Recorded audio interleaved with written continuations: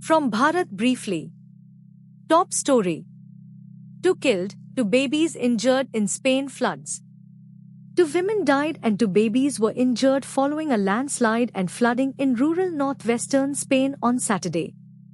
The incident occurred after torrential rains hit the region, which had recently experienced a prolonged heat wave. Why it matters? The tragedy underscores the severe impact of extreme weather events on local communities in Spain, following weeks of intense heat.